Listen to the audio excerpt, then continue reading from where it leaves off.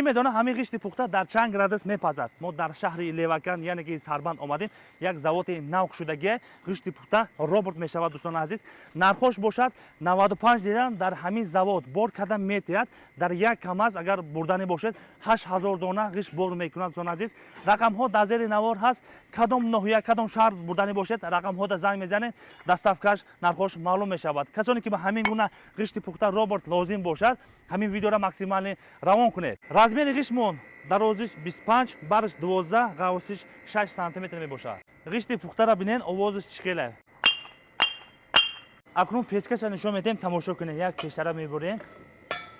тақрибан 100 градус боло ҳамин ғишти пухта мепазад. тамошо кунед дарунша чӣ қадар баланд дар гирифтесай. ира бинед.